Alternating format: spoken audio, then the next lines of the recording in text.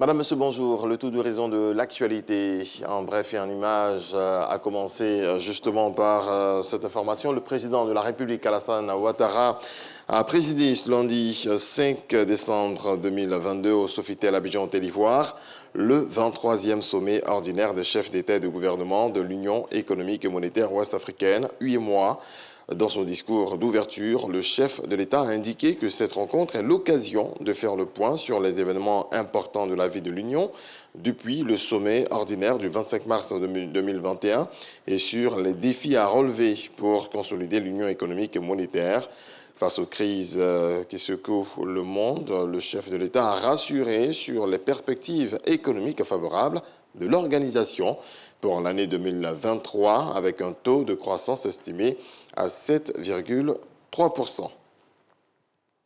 Le 62e sommet des chefs d'État et de gouvernement de la communauté économique des États de l'Afrique de l'Ouest, CEDEAO, s'est achevé dimanche 4 décembre dans la soirée. Les chefs d'État ou leurs représentants ont pris la décision de taper du poing sur la table et de demander au Mali, avant le 1er janvier 2023, la libération des 46 militaires ivoiriens détenus à Bamako depuis plus de 4 mois maintenant. Sinon, des sanctions seront prises selon la Commission. Le président togolais Faure Gnassingbé, médiateur dans le dossier, devrait se rendre très prochainement dans la capitale malienne pour faire passer le message. Poser des actions en faveur de la sécurité alimentaire, c'est ce que souhaitent les membres de l'Association nationale des organisations professionnelles agricoles de Côte d'Ivoire. Des réflexions ont été menées au cours d'une rencontre à Yamoussoukro sous les regards des ministres Vagondo Diomandé et Kobina Kwasi Adjoumani. C'est ce que nous apprend Jean-Louis Gbangbo. Double cérémonie de mobilisation du monde paysan et d'investiture du nouveau président de l'Association nationale des organisations professionnelles agricoles de Côte d'Ivoire, ANOPACI.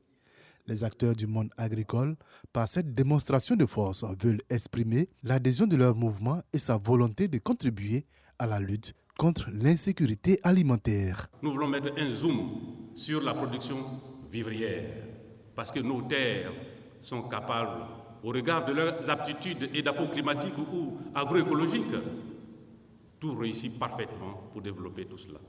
Coopté comme parrain de l'ANOPACI, le ministre Diomandé Vagondo s'est félicité de cette mobilisation qui cadre parfaitement avec la vision gouvernementale d'une agriculture engagée pour une souveraineté alimentaire de la Côte d'Ivoire. Chaque citoyen doit fournir plus d'efforts, un peu plus qu'hier, en vue d'aboutir à la souveraineté alimentaire. Votre vision d'amener la Côte d'Ivoire à une souveraineté alimentaire est d'une extrême importance. Il s'agit pour vous, en effet, de permettre à la Côte d'Ivoire de parvenir à une autosuffisance alimentaire qui, en réalité, est une forme d'indépendance vis-à-vis de l'extérieur. Tout en réitérant l'engagement de la tutelle à soutenir les actions de l'ANOPACI, le ministre d'État, ministre de l'Agriculture et du Développement rural, a encouragé les acteurs du monde agricole à s'impliquer également dans la transformation.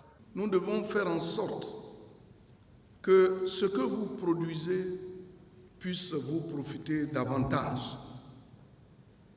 Et la vision du président aujourd'hui, c'est comment transformer au niveau local nos propres produits.